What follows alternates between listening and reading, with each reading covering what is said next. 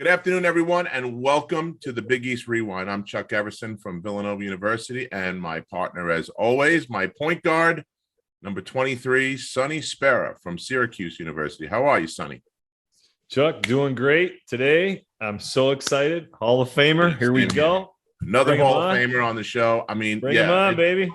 It's going to be great. I've been dying to talk to this gentleman for a long time, and since we started this thing, this is one of the guys that we wanted to have on and have a conversation with. So let's jump right in. Our guest has coached on all three levels, Sonny, D1, D2, and D3. He's a three-time national champion. He's got over 30 pros from his teams in the league, in and out of the league. He's had over 900 wins. Basketball Hall of Famer, Coach Jim Calhoun. How are you, Coach? Well, I'm okay. As I said, I've got all my good words out after I just finished practice. I'm telling the kids, and as Jake Fosco once said, you know, I never knew that my name was Mother Father. my point being simply is that, here I am. A few years after I started, still I had 11 o'clock practice today, and still going at it because it's a game, it's the kids, and there's a lot of fun. What? How are you finding it? I mean, you started the program from nothing, right? It was like, yep.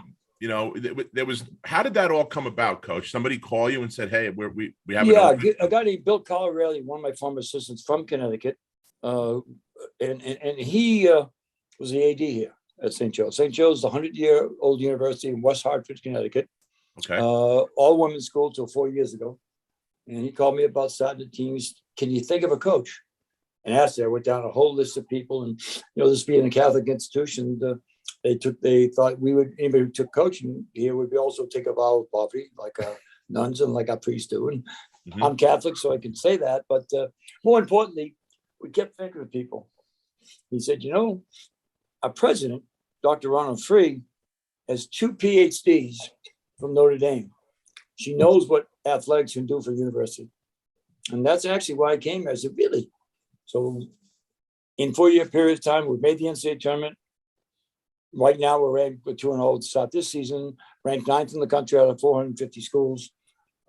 Faced a couple of pretty good schools coming up too, but we have a brand new gymnasium. We were in a few Division III schools with 2 pretty good gymnasiums. And you know what? It's been fun. I mean, we have over 200 males in now.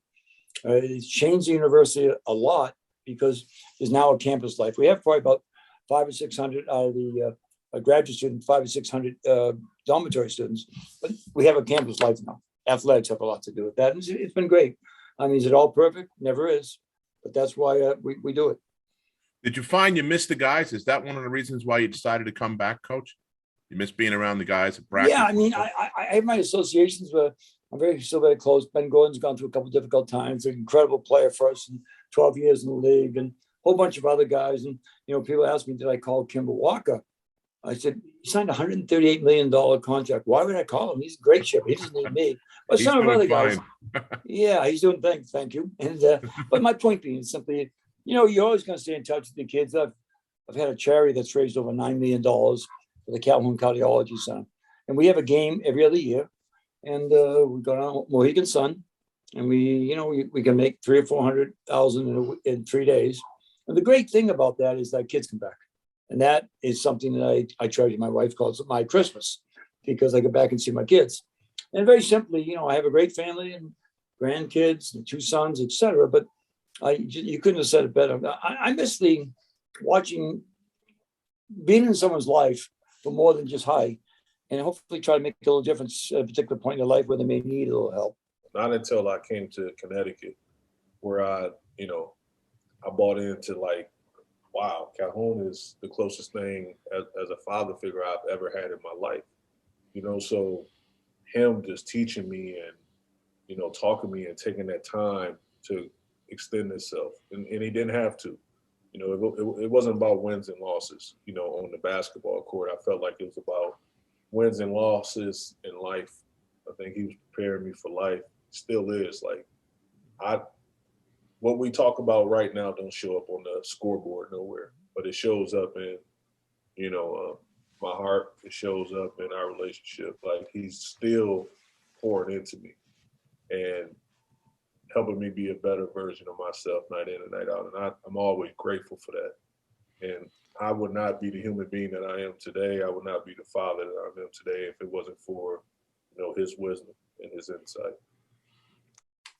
Coach, I got to ask you on that vein, when we interviewed Karan Butler, he made it very clear your role in his life and where he came from and the challenges and, very, very rough background. And he was fortunate even to get out of that situation, had a child at a young, he talks about you on such a level that it really reinforces what you're saying. You just talk a little bit about that, because it's real what you talk. Yeah, you don't want to get my life history. Let me just kind of backtrack a tad. My dad was a graduate of the Merchant Marine Academy.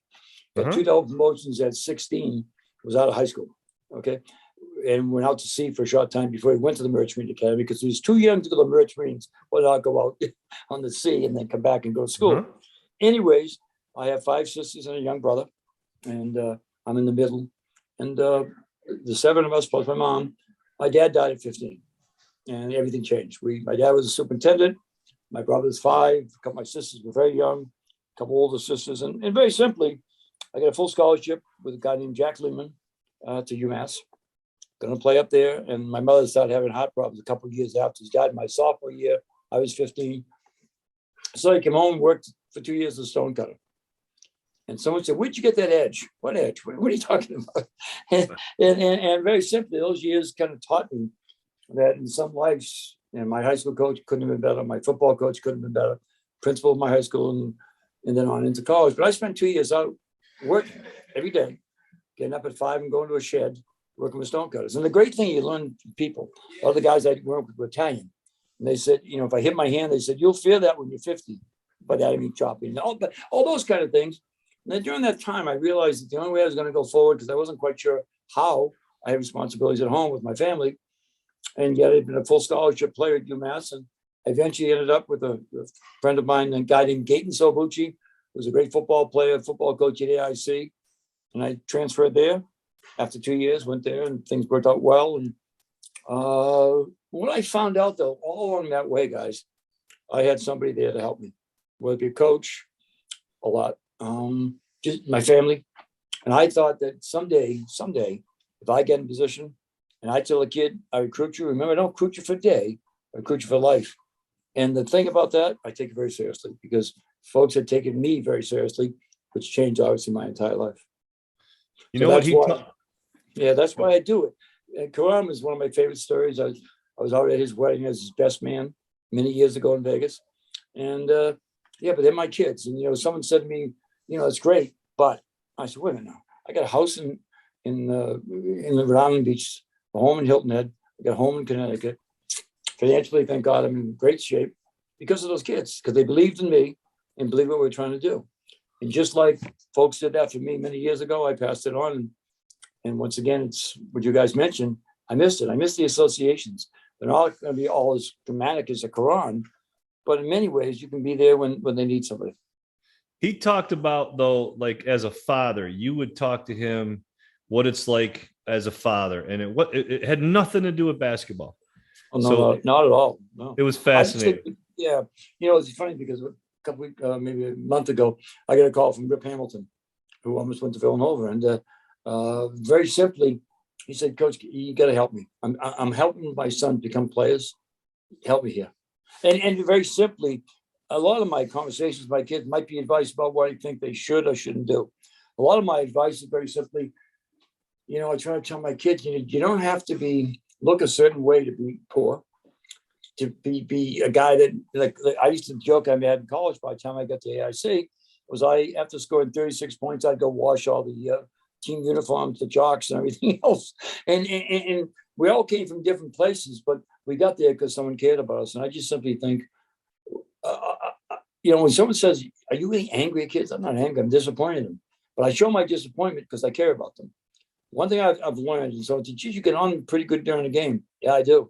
And I might get them on in my office. My job is to push them to be the best they can be basketball-wise and otherwise for 2 hours a day. And then for 22 hours, you guys will all relate to this. I got their backs. See, if they're a jerk, they're my jerk. And I want people to understand that. So my relationship with my kids, and I'll get a call from a guy I haven't seen from Northeastern or something. I haven't seen or talked to in 25 years. They kind of remember a time, hopefully when I was there for them, and they may have liked it then, but they needed that then, and they need you. You guys know that. I don't have to, I'm really preaching to the choir to guys who have been involved in athletics, because that's what athletics does. It reminds me of Coach Massimino's style, Coach. I mean, Coach said this, he was the same way with us. I mean, he recruited you for life. He was recruiting you to be part of his family, not for the relationship part is this much of the whole conglomerate, of the whole thing, and that's a rarity these days because of the way coaches change schools and players now with the portal going here and going there. There's only a rare few that have their relationships like you had, and some of the other guys, Coach Massimino and Dean Smith, I'd say was like that too. Guys like that, Yeah, and I feel fortunate to be that way. It's funny you guys say that. I was watching Kentucky the other day, and I'm like John. I mean, I don't do business the same way John did, but yeah. Point being is that they had 8 transfers and 3 freshmen. Hello, tell me when I bring my guys back every year, my kids, we can't put them to bed.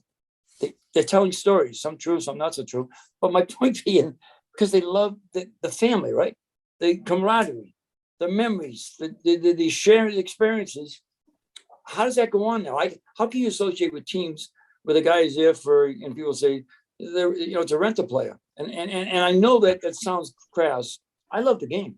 I love the game did for me. And I'm sure I'm speaking to I'm singing to the choir here. But my point is, I'm sure you guys feel the exact same way. This game did so many special things for you beyond those championship rings or other different things that happened to you. And those associations and bonds will never be broken. And I worry about the game that way. I do. And I think it's hard for coaches between their self-promotion. So I never cared how I looked, except to myself, my family, and my players. If people didn't like the fact I yelled, tough shit. And I mean it honestly, not in a bad sort of way, but simply I was to please them. And I believe in instantaneous reinforcement. So if you did something, I screwed up, and then the other thing, next play. And I don't want to go in the locker room afterward and say, because you did this, we lost the game. It's not true anyways. No one play did that. Right. You know what I'm saying? So that's one of the reasons my high school coach did the exact same thing. Game was over, we put everything together. But during that game, he wasn't going to let me not box out or take a bad shot or whatever the case may be.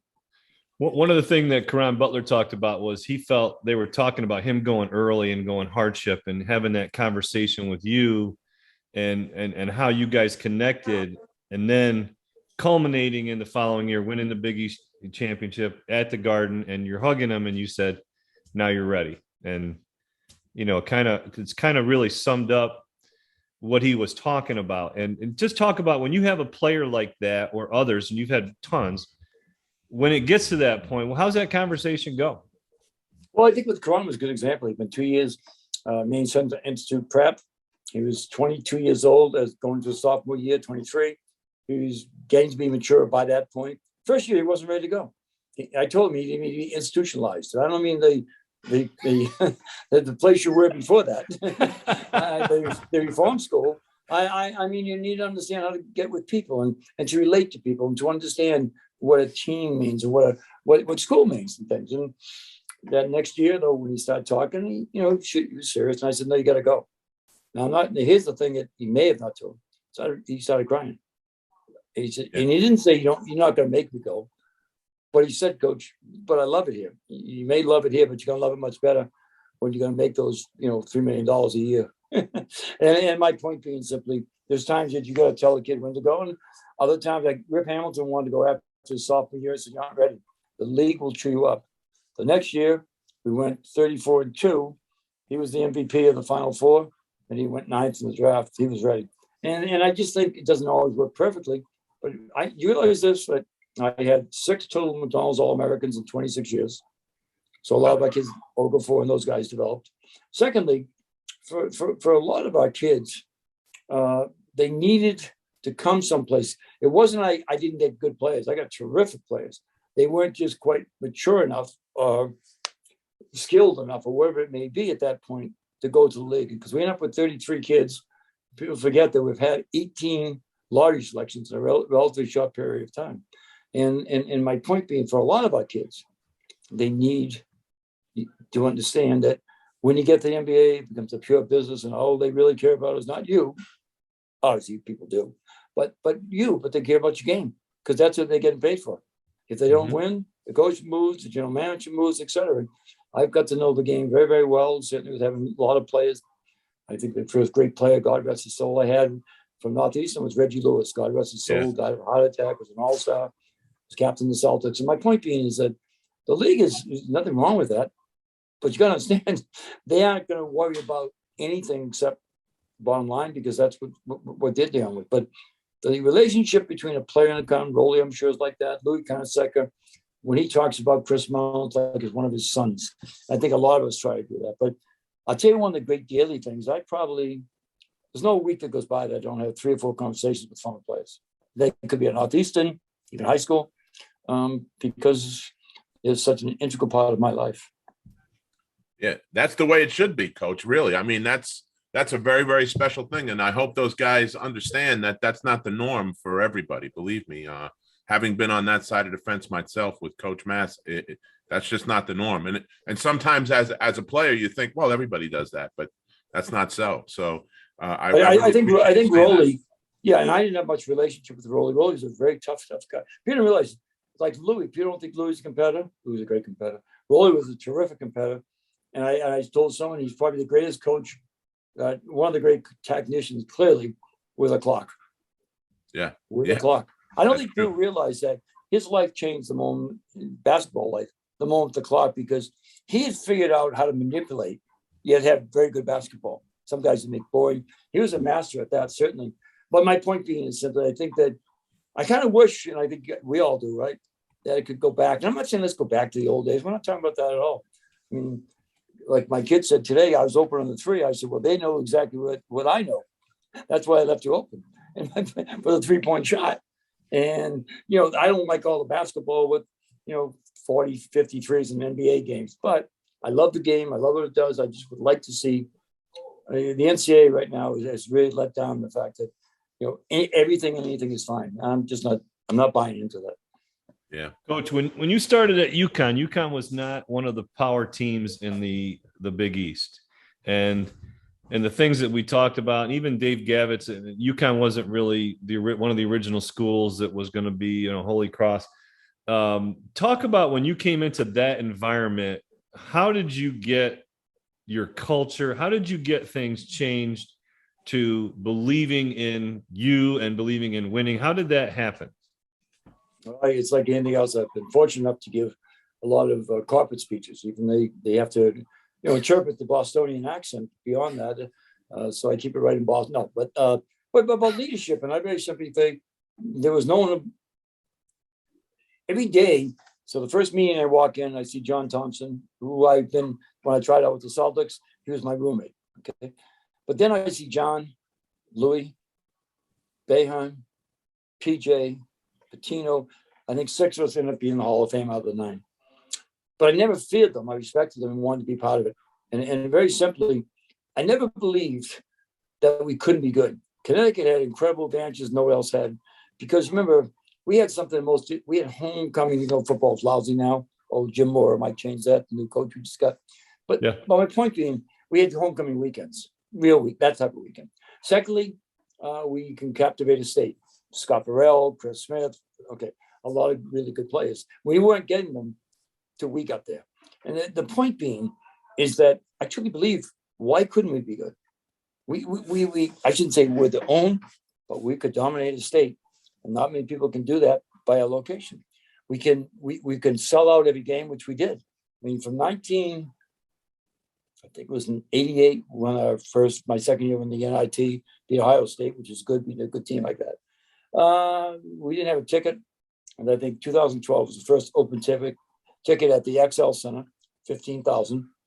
There wasn't a ticket available for any game. And I think the idea of believing in yourself, believing in your kids, and having them believe in you, and the only way you do that, you guys know this, I'm kind of, once again, talking to guys who've been through it, is I truly believed it. There was no doubt. And I didn't look left or right. I tried to win every single day. And by that, I mean, I might be talking to you about your point guard play. And I don't want you to open a bakery because the goddamn turnovers you're committing, that's just driving me crazy. Beyond that, I don't need home runs. Give me a couple singles that lead to home runs. The point guards always want to make those spectacular passes. I think you know what I'm talking about, though. Trying to win every day. And I might be talking to you in the office about how good I think you are. It might be talking to you on the floor. It might be talking about mom, dad. You know, if you don't talk to your kids every day, it's tough to segue and saying how much you care about them. You know what I'm saying? Because you're going to push you on that floor. And if they feel I have their back and care about them, our kids understood they'll allow me to push them. And I said, yeah, I pushed a lot of you guys to the NBA because you allowed me to. And I just think all that win the day thing. And then I went every place in Connecticut. You know, the first year I spoke 60 times within the state, every Grange and town halls I could speak at to convince the people we will change it. It may not come overnight, but we will change it because we're going to get the best players in Connecticut. And at first I couldn't, except for Connecticut. And I got, think about it. Daron Sheffer is really kid. I went out and got Donnie Marshall of Seattle, Washington. Kevin Ollie, Los Angeles, California. Think about it. We went out nationally and recruited. The only other school doing that all the time was Georgetown to some degree. Right. But we said we couldn't beat Villanova in the East getting players. So let's get better players outside that and try to beat them that way. And I just think I did everything we did everything we could. And I had a great staff, Dave Lego, and people who coached with me. I was very fortunate to get really good people. But I had kind of a little plan because I'm going to be romanticize something that doesn't need it. The Big East was special. You go to every game was our Final Four. It was unbelievable to go to all the various places that you played in the league. And the greatest fights I've ever had in my life with family, good fights, and neighbors. You guys were neighbors. Let's go at it. And we all knew each other. The only difference we had was someone checked some of those. Mecca Okafor, Houston, Texas. And we weren't a national brand. We're not talking all McDonald's All-Americans here. And I think it's really important for people to understand, yeah, we did have a plan. I had a design. If I can't beat Nova, if I can't beat St. John's, getting these kids to Syracuse, I'll find another place to get players because, and this is getting back to what I said about the Big East. Everybody at that time wanted to play in the Big East. I remember saying to a couple big kids, I was Coach Thompson recruiting you, right? No, but I love the Big East. I love Georgetown. I'd like to beat Georgetown. Yeah. And you really, so I used the league a great deal when I first got there. And of course, get more of our involvement. But think about that. It's a little different way to go about things. But I truly, I used to send the schedule of Big East games just so they'd see us and understand we're going to beat those people when you come here.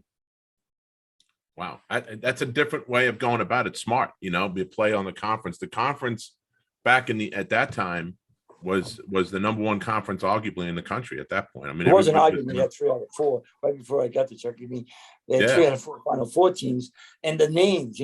When you saw Pearl play, you remember it. Right. When you saw these guys play, you remember it. And I think once again, there was such an aspect of it because and Dave Garrett was a master at this. He taught us you don't have to love each other, but love each other together, what we represent. The fights were incredible. Rolly was going to fight, who was it? Paul Evans from... yeah, I remember that. Says, what if someone lets Rolly go? What's he going to do? But my point was, but once we got together, Dave was very sure that we made a united front about our league. And that was a big part of it. But I don't think anybody could have created a better situation for UConn, a former Yankee Conference team, to join a league. We weren't one of the national players like you guys were. Is use the Big East. And I've been very honest. We used our state because we had big crowds, and we certainly used the Big East. Coach, now you start turning the culture around. At what point are you saying to yourself, you know what? We can get enough players, we can get enough people, we can compete and win national championships?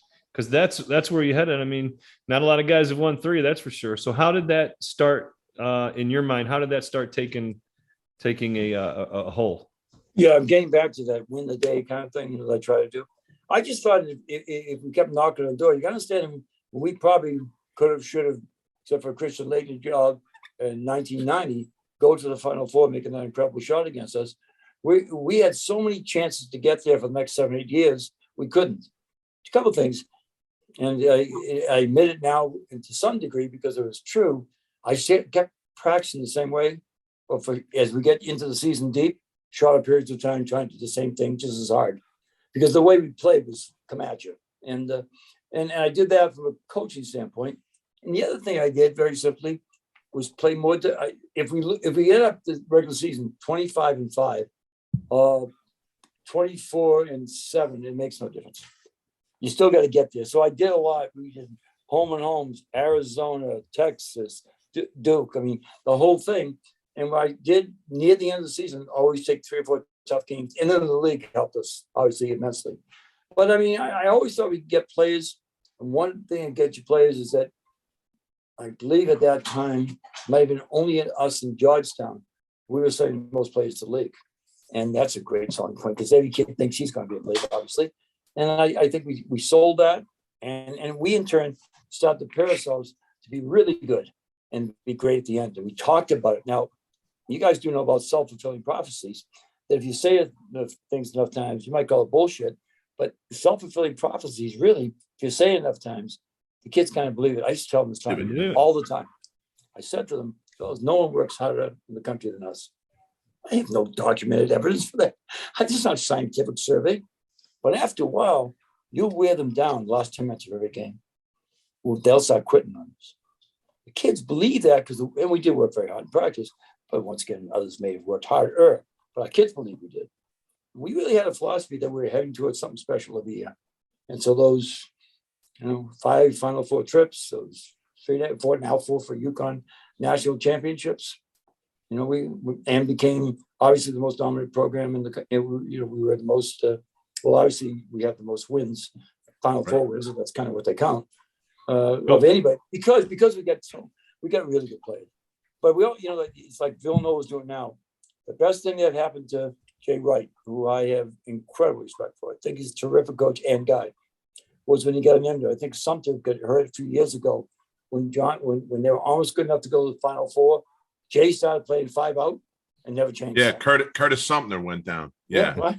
I have a decent memory in that still a little bit. So, well, my point being, because I think Jay is really, what Jay is? I know he thinks he's George Clooney and all that bullshit, but that's what Seth said. But he's an old-time coach. He's a guy that will spend hours and hours watching tape. People don't think that of him. I think he's because a lot of the guys out there aren't like Jay or aren't like me that remember Sumter from, and adjustments teams make. And I just think that that those are the kind of things that make a difference. And I have no question why Villanova is good. A, it's a great place to go to school. And I mean it honestly. B, the league is not as powerful as it was. You can tell me what you want, but when I see who the number in Gillespie, terrific player. But he's not. Coach, some of the guys we had before Mm-hmm. as players of the year. And I don't mean that against him. I'll take him yesterday. He's a terrific player. But I think the point I'm making. Yep. But Villanova and Jay seem to make their parts, their sum be much greater than their parts sometimes. That's why he's such a great coach. Coach, I got to ask you now. Keep in mind, I wore UConn Navy. Okay, I appreciate that. Now I got to ask you about probably the greatest college basketball game ever played, the 6 overtime Syracuse UConn game. Yep. That had to be physically and emotionally draining.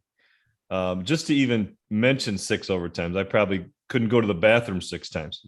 How did something like that affect just being a part of it? Because we've talked to Sean McDonough and even calling the game and stuff like that. So talk a little bit about that game.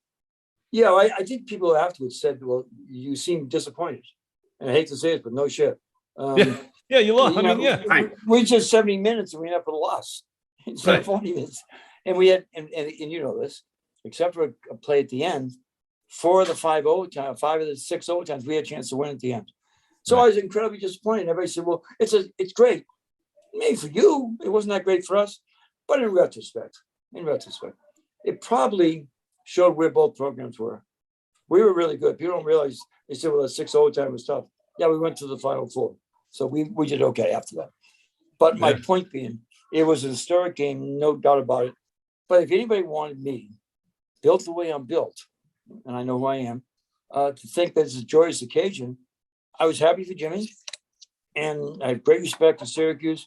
Where no one has to tell me, going back to Roy Danford or any other guys, that Syracuse has been always terrific basketball. I know it's a football school.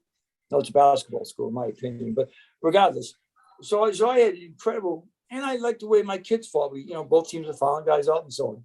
But I'm not going to ever walk away from defeat. Like we have foul shooting contests. It's my kids, guys who won against each other. Okay, don't have to run. Guys who tied or lost have to run. Kiss a coach, but I tied. You got to win. And I guess that's kind of but it was a special game. I just think that I always thought there was kind of there's no doubt, and maybe people don't want to hear this, but somewhere from mid-90s to 2010, 11, when conference started to break up, there's only two dominant programs, Syracuse and UConn. Look at the records, look at everything else. And so we were going against the toughest team in our league for us and we for them. Our record is probably close to 500 against each other, if I remember correctly. And so that was great. But the disappointment, because one thing I've said to people, 3 national championships, great, terrific, loved it, tremendous. But the fight within your own neighborhood is sometimes the fight you really want to win. And I just think that, I can't beat Boeheim in golf because as he would say, I only got a birdie. Yeah. I got to tell you, Coach, I can't hear him say that. I can't hear him. Since we've done this show, Coach, he is the most imitated guy that everybody's got a Jim Boeheim. Everybody's got a Coach Boeheim. You're right up there in the top 3, Coach. I got to be honest with you. That was so. We talk about rivalries in the Big East and the big Syracuse Georgetown rivalry, but like you said, from that period of time, UConn and Syracuse were the 2 best teams around. Talk about what that rivalry was like. I mean, because that was every game was a battle. It wasn't just okay. You had the 6 overtime game. Yeah, that was a battle back and forth. But there was many more tough games that you guys went against the Orange. I don't think I could be wrong about this. You can check the records. I know we got blown out by a few people at different times, and I'm sure that we blew a lot of people out at different times because the way he played. But I don't remember many Syracuse games with 2 minutes to go that I'm sitting down on the bench, and I just think, we always, for whatever reason, both places, our place, you come, you have 15,000 people packed. Their place, the Carrier Dome, packed. The fans kind of have a feel about each other.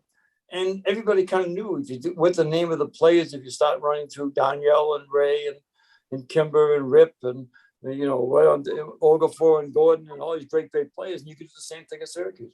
So it was a great, great rivalry. And I just think that, I think that one of the great testimonies to Dave Gavitt, and, obviously I think he was one of the most special people ever in my life, never mind just person, that here we are in 2011, UConn. I have 6 freshmen, Kimber, which is the most important thing probably, and we won a national championship. I mean, that far out of the league as to talk about, teams, BC and stuff stepping away, you still win national championships out of the Big East. I think that's really special. And I think that's a lot to do with Dave Garrett's influence, but it has an influence very simply. When I went down to Florida, a lot of us went down to Florida for Big East meetings. There was such a camaraderie. I missed the fights. I missed the screaming and yelling and no notes being taken during meetings because no one wanted to hear that. I'm inviting Chris Plonsky, now the associate AD at Texas, assistant commissioner. The first day she came in, Dave had warned us all about our language. And she said, to all of us, say anything effing thing you want. So that kind of cheered that up, which was very good. By that, I mean simply, but those meetings were incredible. But out of that, guys, and you guys know this, that league did develop a feeling about itself in each one of us. And our job, at one point in 2011, when we won the national championship, people don't realize we were 500 in the league. Yeah. We were a good team, but we were a young team. It got better as the season goes. But more importantly, 11 out of the 14 teams went to the Big East, to the NCAA tournament. Yeah. That's not going to happen again. They get crazy when someone goes 5 or 6 now. And I think that you guys are Big East guys, so you know, but I just think that you almost can't tell people how special it is. The comparison I make, Southeast Conference football, Big East basketball during that time, it was the best. I mean, think of the players. Think of all the Hall of Fame coaches. Think of all the great things, the venues, the fans. I mean, the Big East tournament, Madison Square Garden. You know, I was fortunate enough to coach over 60-something games at Madison Square Garden. And fortunate enough to win a lot of them, too. That's the only way you get fortunate in this game. And I think you know what I'm saying to you. Yeah. When you went in there on it did change sometimes, Friday night, Saturday, whatever it may be, for a semifinal, holy, that was a Final Four, right? I mean, it was Yeah. that special. I think, you know, I know it sounds redundant, but I don't think you guys feel that way either.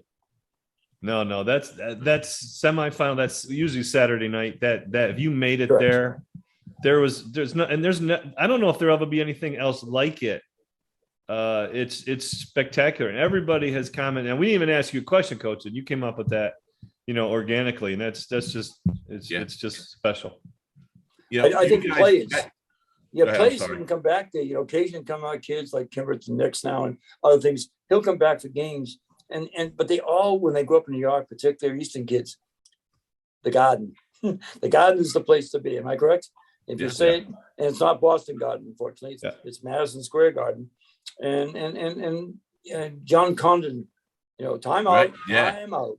And I, you know, think about that though. And I know, hopefully I'm invoking some memories, but those memories were there'll never be I think you might have said, there may never be a time like this again. In basketball, I've never seen anything like it. I don't think there's anything like it before. They had, you know, 4 Tobacco Road. That wasn't like the Big East is, in my opinion, incredibly special. You know, that run you guys went on that started in the Big East tournament for that 2011 title. It was, you know, Kemba was making shots. You know, how many buzzer beaters did you guys make to get? It was unbelievable, those games. And it was every single night. It was the first time that in my memory that a team went from the first night and played every single night and went through, won the thing, and not only won that, won the whole national championship. Talk about that. Well, remember, it was, if I remember correctly, it was 11 straight games. So that's pretty good stuff. 5 games, 5 days. It was very special. Yep. Oh, there you are. Okay. Yep. Yeah, the image of Kemba crossing over the big guy for Pitt and just dropping that, that was, it's hard. You can't ever forget that. No, it was a pretty special time. So I want to thank you guys for having me. I think my battery's starting to look, not my battery, but the video battery is starting to run out. That's why it gave me a flash here. But, you know, I have great respect, though. One of the great respects I have for the programs themselves, like certainly Villanova or Syracuse. I mean, St. John's with Louis. I mean, as I said, it's a time gone by, but a time that should never be forgotten basketball-wise. That's for sure. Yeah. Well, we understand. You know, your batteries are failing, so we don't want you to just fade away on us, Coach. We'll have you back. We'll have you back. There's so much more we want to talk to you about, so we'll have you back another time. Thank you so very much. It was a privilege, honestly, and an honor for the two of us to speak with you today. I really, really enjoyed our conversation. Thanks for being on today. Really, more than my pleasure. Thanks. All right, Thanks, Coach. Good luck this year, Coach. Thank you. You've been watching and listening to the Big East Rewind with Chuck Everson and Sonny Spera. The Big East Rewind was directed and produced by Nick Chico Chorus and Daryl Gurney. You can contact us on Gmail at bigeastrewind@gmail.com. Of course, check us out on wherever you get your podcast and on YouTube. Put in Big East Rewind in the search bar and all of our shows will come up. And then don't forget to like, subscribe, and share with your friends. Thanks a lot for joining us. Have a great night.